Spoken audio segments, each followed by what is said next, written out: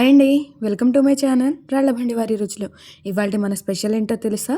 బ్రేక్ఫాస్ట్లోకి నోట్లో వేసుకోగానే వెన్నెలా కరిగిపోయే కమ్మని ఇడ్లీ, అలానే కాంబినేషన్గా చట్నీ. దీనికి కావాల్సిన పదార్థాలు ఏంటో, ఎలా తయారు చేసుకోవాలో ప్రిపేర్ చేస్తూ చెప్తాను, వచ్చేయండి. ముందుగా ఇడ్లీ ప్రిపరేషన్ తెలుసుకుందాము. దీనికి ముందు మీకు ఒక చిన్న విషయం చెప్పాలండి. వీడియో క్లిప్ అనేది చిన్నది మిస్ అయింది, సో నేను ఆ వీడియోలో ఉన్నది మొత్తం చెప్తూ ఉంటాను, చూసేయండి. పిండిని ఎలా తయారు చేశాను, ఎంతెంత మెజర్మెంట్స్ వాడాను అనేది చెప్తాను. ఇడ్లీ పిండి ప్రిపరేషన్ ఎలా ఉండాలి అంటే, మీకు ఉదాహరణకి చెప్తున్నాను. ఒక గ్లాస్ మినపగుండ్లు కానీ లేదా మినపప్పు కానీ తీసుకుంటే 2 గ్లాసుల వరకు ఇడ్లీ రవ్వని తీసుకోవాల్సి ఉంటుంది. అలాగే నేను ఇక్కడ 250 గ్రాముల వరకు మినపగుండ్లను తీసుకున్నాను. అలాగే మనం తీసుకున్న మినపగుండ్లకి డబల్గా అంటే 500 గ్రాముల వరకు ఇడ్లీ రవ్వను తీసుకున్నాను. ఇక్కడ మీకు ఒక చిన్న విషయం చెప్పాలండి. రేపు మార్నింగ్ మనం ఇడ్లీని ప్రిపేర్ చేసుకోవాలి అనుకున్నప్పుడు ఈరోజు ఆఫ్టర్నూన్ మాత్రమే ఈ రవ్వని అలాగే మినపగుండ్లని కూడా నానబోసుకోండి. ఇలా నానబోసిన తర్వాత ఈవినింగ్ టైంకి, అంటే ముందు రోజు ఈవినింగ్ టైంకి మనకి పూర్తిగా మినపగుండ్లు అలాగే రవ్వ అనేది నానిపోయి ఉంటుంది. అప్పుడు మినపగుండ్లని రవ్వని ఒకసారి వాష్ చేసి పక్కన పెట్టుకున్న తర్వాత మినపగుండ్లని గ్రైండ్ చేసుకోవాల్సి ఉంటుందండి. మినపగుండ్లు గ్రైండ్ చేసుకున్న తర్వాత రవ్వ నుండి వాటర్ని పూర్తిగా వేరు చేసి రవ్వ మొత్తాన్ని కూడా మనం పిండిలోకి యాడ్ చేసుకోవాల్సి ఉంటుంది. మొత్తం కూడా మనం పిండిలో వేసేసిన తర్వాత పిండిని బాగా బీట్ చేసి నైట్ అంతా కూడా పక్కన పెట్టేసేయండి. బయటనే, ఫ్రిడ్జ్లో అవసరం లేదు.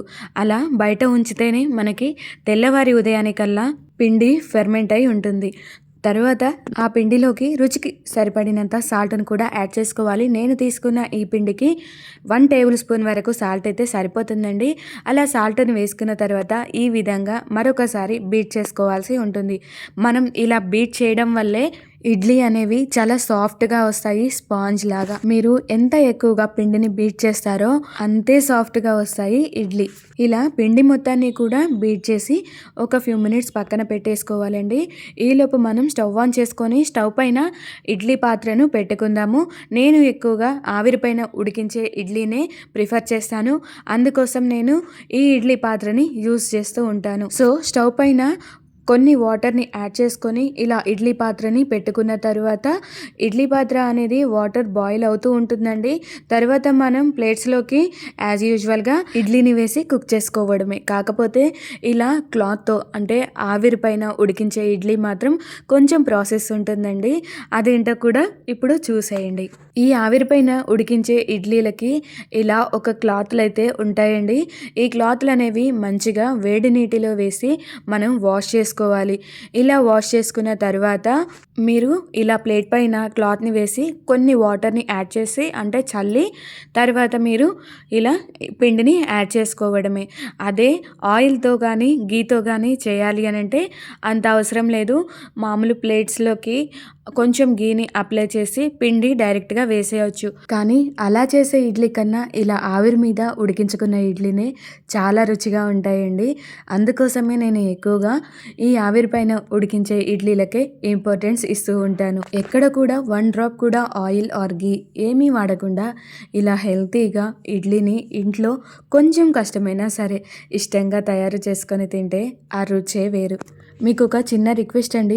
వీడియో నచ్చినట్లయితే వీడియోని చూసి వెళ్ళిపోకుండా ఒక చిన్న లైక్ ఇచ్చి అలానే ఛానల్ని సబ్స్క్రైబ్ చేసుకోండి. మీరిచ్చే ఈ సపోర్ట్ మా ఛానల్కు చాలా ఇంపార్టెంట్. మా ఛానల్ ఇంకాస్త ముందుకెళ్ళడానికి దయచేసి ఛానల్ని సబ్స్క్రైబ్ చేసుకొని మీ ఫ్రెండ్స్ అండ్ ఫ్యామిలీ మెంబర్స్కి వీడియోని షేర్ చేయండి. ఇప్పుడు వీడియోలోకి వెళ్ళిపోదామండి.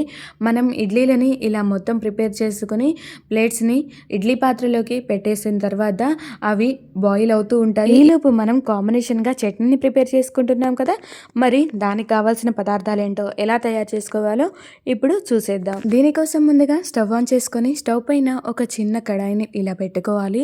తర్వాత ఇందులోకి 2 టీ స్పూన్స్ వరకు ఆయిల్ని యాడ్ చేసుకోవాలి. కొద్ది నిమిషాల్లోనే ఆయిల్ వేడెక్కిపోతుందండి. తర్వాత ఇందులోకి 5 నుండి 6 వరకు ఇలా మిర్చిని తీసుకొని ముక్కలుగా కట్ చేసి ఆయిల్లో వేసుకోవాలి. ఈ పచ్చిమిరపకాయలు మొత్తం కూడా నెమ్మదిగా వేగిపోతున్నాయండి. ఇలా వేగిన తర్వాత వీటిని పక్కన పెట్టేసుకొని మిగిలిన ప్రాసెస్ ఏంటో చూపిస్తాను, చూసేయండి. పచ్చిమిరపకాయలు పూర్తిగా వేగిపోయాయండి. ఇవి చల్లారేలోపు మనం మిగిలిన ప్రాసెస్ తెలుసుకుందాము. ఒక మిక్సీ జార్ తీసుకొని ఇందులోకి సుమారు 200 గ్రాముల వరకు పుట్నాల పప్పుని యాడ్ చేసుకోవాలి. నేను కప్పుతో పోస్తున్నాను కాబట్టి 1 కప్పు పూర్తిగా పోసాను. అలాగే రెండో కప్పుకి 3/4 కప్పు వరకే నేను పుట్నాలు తీసుకున్నాను, అంటే 1/4 కప్పు వరకు. ఇలా పుట్నాలని యాడ్ చేసుకున్న తర్వాత ఇందులోకి 1 నిండు కప్పు వరకు మనం పచ్చి కొబ్బరిని యాడ్ చేసుకోవాలి. తర్వాత ఇందులోకి 1/2 ఇంచ్ వరకు అల్లం ముక్కను ఇలా ముక్కలుగా కట్ చేసి వేసుకోవాలి. అలాగే 1 ఈన వరకు కరివేపాకును, ముందుగా మనం వేయించి పెట్టుకున్న పచ్చిమిరపకాయ ముక్కలు ఉన్నాయి కదా, వాటి మొత్తాన్ని కూడా ఇందులోకి యాడ్ చేసుకోవాలి. కానీ మీరు గమనించారా, ఇందులోకి నేను పల్లీలు వేయలేదు. పల్లీలు లేకుండా ఇలా పుట్నాలు ఇంకా కొబ్బరితో ఒక్కసారి చట్నీని ట్రై చేసి చూడండి, చాలా రుచిగా ఉంటుందండి. ఒక్కసారి తింటే మళ్ళీ వదిలిపెట్టరు, అంతే, చాలా రుచిగా ఉంటుందన్నమాట. ఒకసారి మీరు కూడా ట్రై చేయండి. ఇప్పుడు పచ్చిమిర్చిని ఇందులోకి యాడ్ చేసిన తర్వాత రుచికి సరిపడినంత సాల్ట్ని కూడా మీరు యాడ్ చేసుకోండి. అలాగే ఇందులోకి ఒక చిన్న గ్లాస్ వరకు వాటర్ని కూడా యాడ్ చేసుకుందాము. గ్రైండ్ అవ్వాలి కదా, అందుకోసం ఒక చిన్న గ్లాస్ వరకు వాటర్ని యాడ్ చేసుకొని మనం గ్రైండ్ చేసుకుందాము. దాని తర్వాత ఎవరి ఇష్టానుసారం వాళ్ళు, అంటే కొంచెం పల్చగా కావాలనుకున్నా ఇంకొన్ని వాటర్ని యాడ్ చేసుకోవాలి. లేదు అనుకుంటే నేను పోసిన ఈ వాటరే సరిపోతాయి. చూపిస్తున్నాను కదా, ఈ రకంగా మీరు చట్నీని గ్రైండ్ చేసుకోండి. తర్వాత ఇందులోకి పోపును పెట్టుకుంటే మన చట్నీ అనేది పర్ఫెక్ట్గా రెడీ అయిపోతుందండి. చూసారు కదా, ఈ టెక్చర్ వచ్చే విధంగా మీరు చట్నీని గ్రైండ్ చేసుకోండి. చాలా రుచిగా ఉంటుందండి ఈ చట్నీ అయితే. ఒక్కసారి ఈ చట్నీ రుచి చూసారంటే మళ్ళీ వదిలిపెట్టరు, అంత రుచిగా ఉంటుంది. ఇక చట్నీని పక్కన పెట్టుకున్న తర్వాత మరొకసారి ఇందులోకి పోపును సిద్ధం చేసుకుందాము. స్టవ్ ఆన్ చేసుకొని స్టవ్ పైన ఒక చిన్న కడాయిని పెట్టుకొని ఇందులోకి 2 టీ స్పూన్స్ వరకు ఆయిల్ని యాడ్ చేసుకొని అలాగే ఎండుమిర్చి 2 ముక్కలుగా కట్ చేసి వేసుకోవాలి. అలాగే పోపు దినుసులు కూడా యాడ్ చేసుకోవాలి. వీటి మొత్తాన్ని కూడా నిదానంగా ఫ్రై చేసుకోవాలి. చూసారా, పోపు దినుసులు మొత్తం కూడా ఫ్రై అయిపోయాయి. ఇప్పుడు ఇందులోకి 1 ఈన కరివేపాకును కూడా యాడ్ చేసుకుందాము. కరివేపాకు కొంచెం చిటపట్లాడిన తర్వాత ఇందులోకి ఇంగువను కూడా యాడ్ చేసుకుందాము. ఒక 1/2 టీ స్పూన్ వరకు ఇంగువని యాడ్ చేసుకుందాము. మంచి సువాసన ఉంటుందండి ఇంగువ, అలాగే అరుగుదలకు కూడా చాలా మంచిది. అందుకోసం ఇంగువని యాడ్ చేయడం చాలా అవసరం. ఇక పోపు అనేది సిద్ధమైపోయిందండి. ఇప్పుడు దీన్ని చట్నీలోకి ట్రాన్స్ఫర్ చేసుకోవడమే. చట్నీ పూర్తిగా సిద్ధమైపోయింది. ఇప్పుడు ఇడ్లీ ఎంతవరకు కుక్ అయిందనేది ఒకసారి చూసుకుందాము. చూడండి, అసలు మూత తీయగానే ఆ అరోమా అలానే ఆ మంచి ఆవిరి అనేది ఎంత బాగా వస్తున్నాయో తెలుసా. ఇడ్లీ పూర్తిగా ఉడికిపోయాయండి.